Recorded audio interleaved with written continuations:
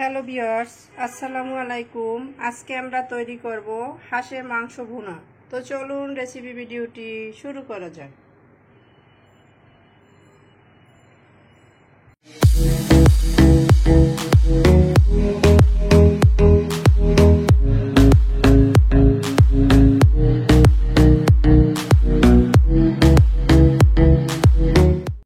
শুরুতেই এটা তৈরি করার জন্য এখানে আমি একটা প্যান নিয়ে নিয়েছি। এখন এর ভিতরে দিয়ে দিব মেইন উপকরণ হাঁসের মাংস। একটা হাঁস আমি কেটে ধুয়ে পরিষ্কার করে নিয়ে নিয়েছি, দেখতে পাচ্ছেন। দিয়ে দিচ্ছি প্যানের ভিতরে।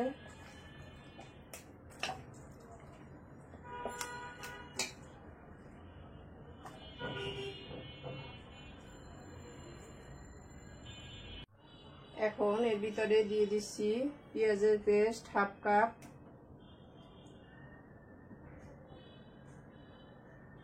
3 টেবিল চামচের মতো আদা রসুনের পেস্ট,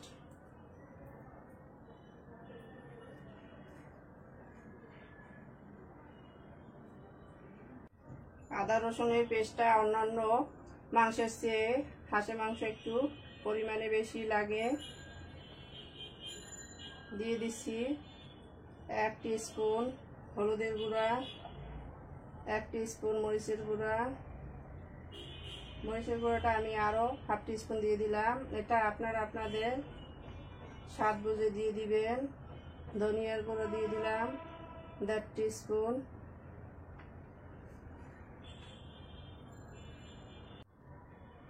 কাশ্মীরি রেড চিলির গুঁড়া দিয়ে দিচ্ছি 1 টিস্পুন।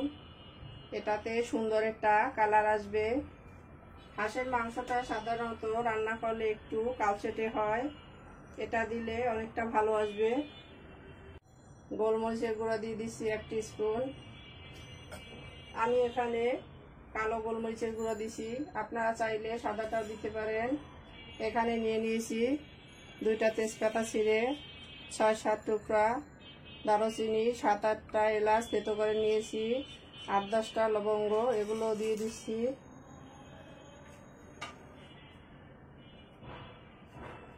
দিয়ে দিচ্ছি পরিমাণ মতো তেল।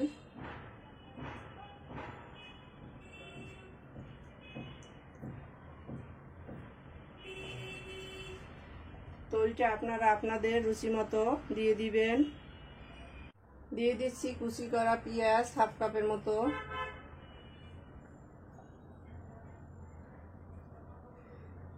সব শেষে দিয়ে দিচ্ছি 1 ফালি লেবুর রস।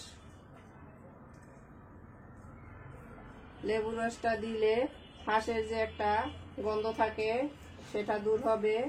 সব কিছুরই নিজস্ব একটা গন্ধ আছে বা ঘ্রাণ আছে। এই আষ্টে গন্ধটা লেবুটা দূর করবে, তাই অবশ্যই এটা দেওয়ার চেষ্টা করবেন। লবণ দিয়ে দিচ্ছি স্বাদ মতো।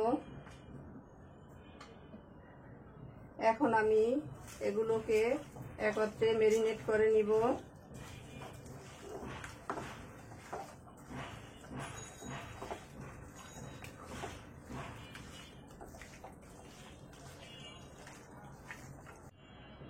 সবগুলো উপকরণ একত্রে খুব ভালোভাবে ম্যারিনেট করে নিয়ে নিয়েছি। এখন এটাতে আমি ঢাকনা দিয়ে দিচ্ছি।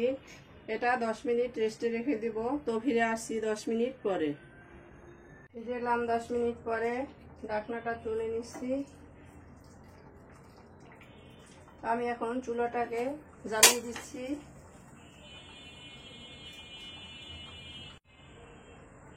মাংসটাকে নেড়ে দিচ্ছি।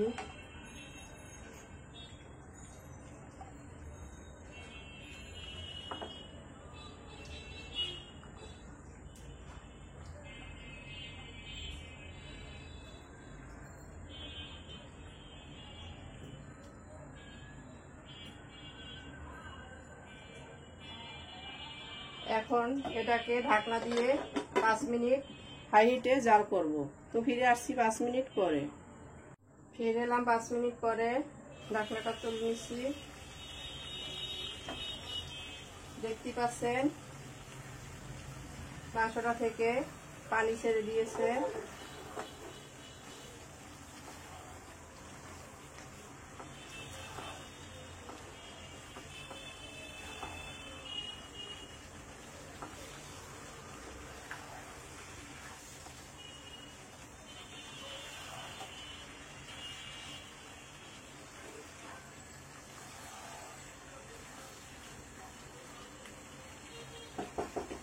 আমি এটাতে আবারও ঢাকনা দিয়ে দিচ্ছি। এভাবে ঢাকনা দিয়ে মাঝে মাঝে ঢাকনা তুলে নেড়ে নিব, আর এর থেকে এই ঝোলটা টানিয়ে ভালোভাবে কষিয়ে নিব। তো ফিরে আসছি এটা ভালোভাবে কষিয়ে নেওয়ার পরে। ঢাকনাটা তুলে আমি মাংসটাকে বেশ কয়েকবার নেড়ে দিয়েছি। দেখতেই পাচ্ছেন পানিটা শুকিয়ে মাখা মাখা হয়ে আসছে।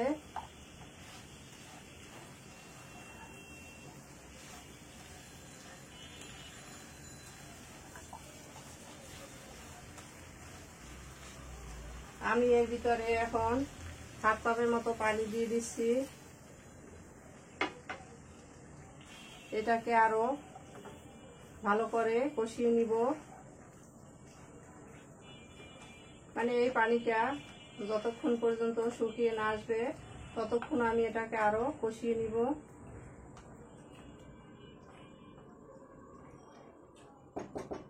আবারও ঢাকনা দিয়ে দিচ্ছি। ঢাকনা তুলে তুলে বারবার আমি এটাকে নেড়ে শুকিয়ে নিব। তো ফিরে আসছি ঝোলটা শুকিয়ে আসার পর। দেখতেই পাচ্ছেন মাংসটাকে আমি নেড়ে নেড়ে পানিটা শুকিয়ে নিয়ে নিয়েছি। এটা খুব ভালোভাবে কষানো হয়ে গেছে।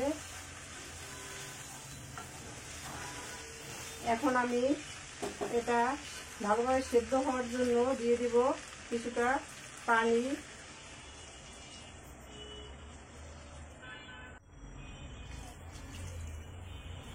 আমি এখানে 2 কাপ গরম পানি দিয়ে দিয়েছি।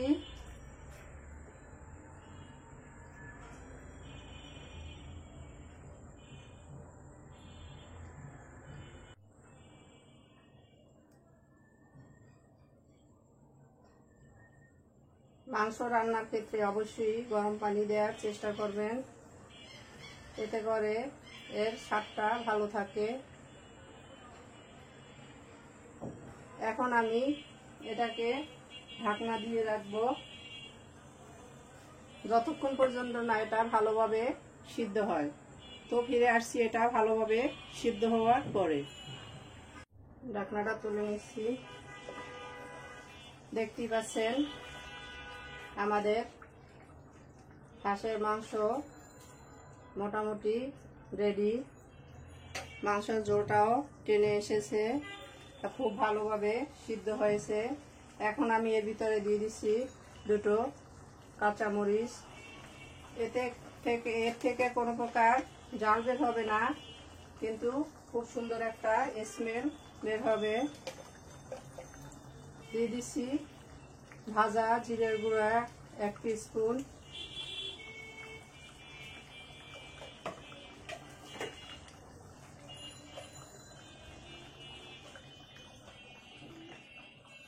হাফ টিস্পুন দিয়ে দিচ্ছি গরম মশলা গুঁড়া।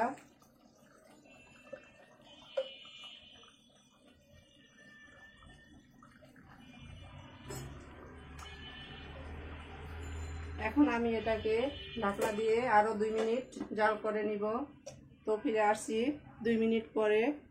ফিরে এলাম 2 মিনিট পরে। ঢাকনাটা তুলে নিচ্ছি। খুব সুন্দর একটা স্মেল বের হয়েছে। দেখতেই পাচ্ছেন মাংসটার ঝোলটা কতটা মাখো মাখো হয়েছে। আরেকটা কথা দেখুন, আমাদের মাংসটা কিন্তু কোনোভাবেই কালো হয়নি। অনেক সময় অনেকে বলে যে হাঁসের মাংস রান্না করলে কালো হয়ে যায়, কিন্তু আমাদের এই টিপসগুলো ফলো করে আপনারা রান্না করবেন, কোনোভাবেই মাংসটা কালো হবে না।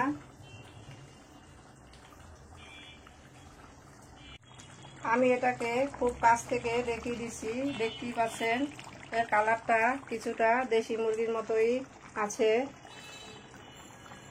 তো আমি এখন এটাকে সার্ভ করে নিব। তো চলুন সার্ভ করে নেওয়া যাক। সার্ভ করে নিলাম আমরা আমাদের হাঁসের মাংস ভুনা। দেখতেই পাচ্ছেন কতটা অসাধারণ হয়েছে। আমাদের রেসিপি ভিডিওটি ফলো করে আপনারা তৈরি করে দেখবেন, কমেন্ট সেকশনে জানিয়ে দিবেন কেমন হয়েছিল আমাদের রেসিপি ভিডিওটি। লাইক, কমেন্ট, শেয়ার, সাবস্ক্রাইব করে আমাদের পাশে থাকবেন। আল্লাহ হাফেজ।